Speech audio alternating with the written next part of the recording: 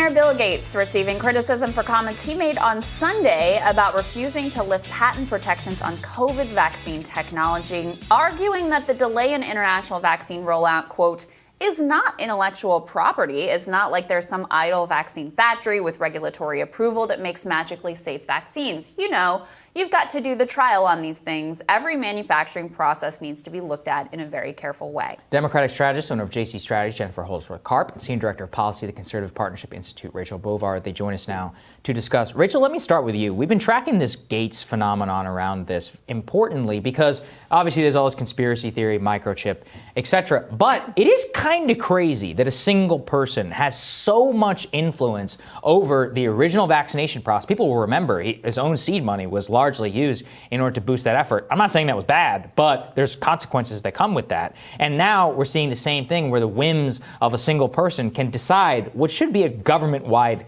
decision. So I'm just curious generally for your reaction.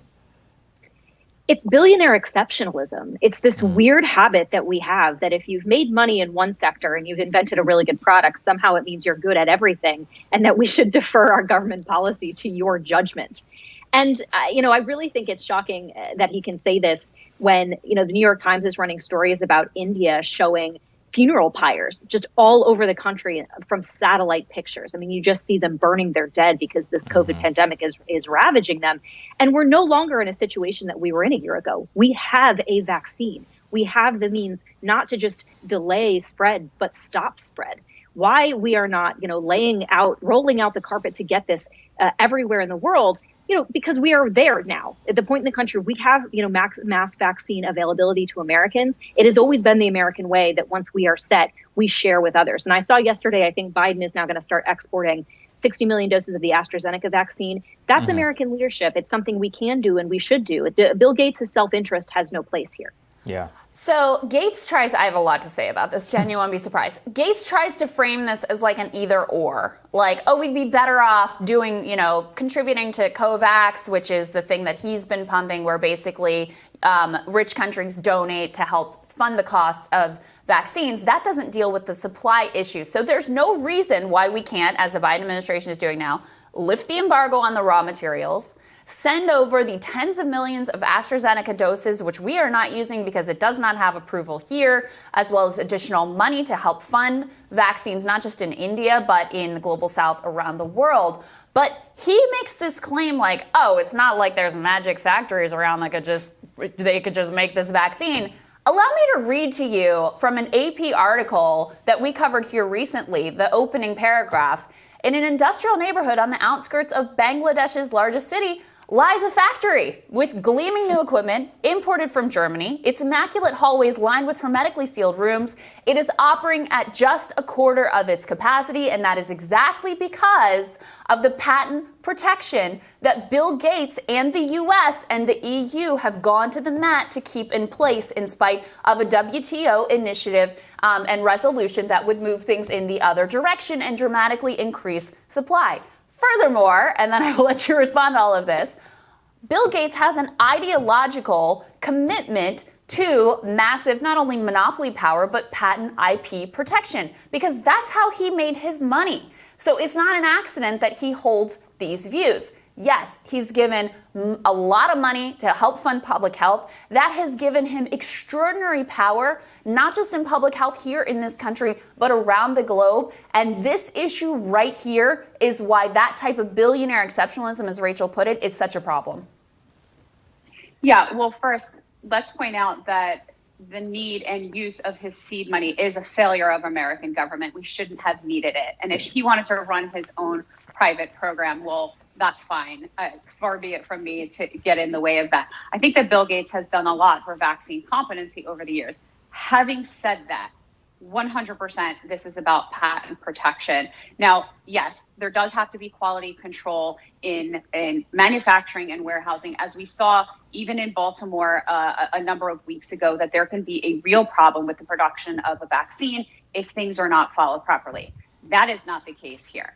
If he was true to his mission that he's been following for the last 20 years, we've been hearing about in terms of wide distribution of vaccines, then he would absolutely be on the forefront of making sure every factory that had access to the vaccine was operating at full capacity. He's not doing this. I think this is a complete failure of the American system of government to allow him to have any say in what is currently happening with vaccines, not just in America, but across the world.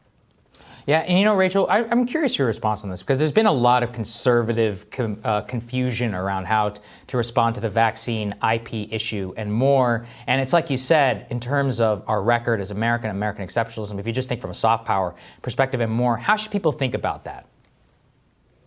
Well, I really do think it comes down to something Jen said. I actually distinguish a little bit from what she said in the sense that, the government should never work with private power in this regard. I think in emergency situations, that is almost required because it isn't always going to be housed in the government, that expertise and that ability.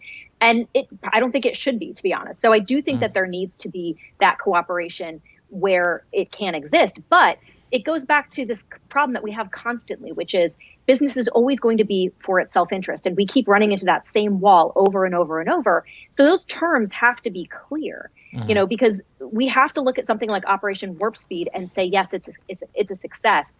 How can we model that? What sort of terms do we have to put in the file cabinet so that we can pull it back out and have it work again? God forbid, should we encounter a crisis like this again. So you cannot run into this Bill Gates problem over and over again, which we continue to do, which is defer to these billionaires because somehow we think their aura in one sector spreads to another, but be able to sort of account for that and respond to it, because nobody should be able to control public health decisions. We should not privatize our public health decisions, in the Microsoft office, which is apparently what we're doing. That's exactly. Yeah, and Jen, just to give people insight into the type of arguments that pharma lobbyists are making in the administration right now, they actually made the case to them. This was reported, I think, by the Financial Times, that they were worried if countries like China and Russia had information about the mRNA technology, that they might develop a cure for cancer. Because that's a bad thing? Wait, we're worried that they're going to develop a cure for cancer? Like, that's how insane the arguments that they're making here are. And there really is no good argument for keeping that patent protection on when Pfizer, these companies are already, their COVID vaccine profits already make it like the most profitable drug in history. The only argument for keeping this in place is to protect big pharma profits. That is the only argument. Yeah, I think that this particular mRNA conversation is a weird hill to die on for the pharmaceutical companies when it comes to Russia and China. Do we have to have a broader conversation as a country about Russia and China stealing the keys to the patent office? Yes, we absolutely do. I think that it has put America at a significant disadvantage in a number of categories. This is one where the world needs to come together and pharma needs to get over their ego and their bottom line. Because if we don't work together to make sure that this is massively distributed around the world, we're going to continue to have this problem, not only with COVID, but as you pointed out, God forbid, another pandemic or crisis comes down the line. Yeah, really interesting. Okay, guys, I really appreciate you joining us. Thank you. Coming up, the President of the United Mine Workers of America, he discussed the union's plan to shift towards renewable energy, what he means by that, when Rising continues.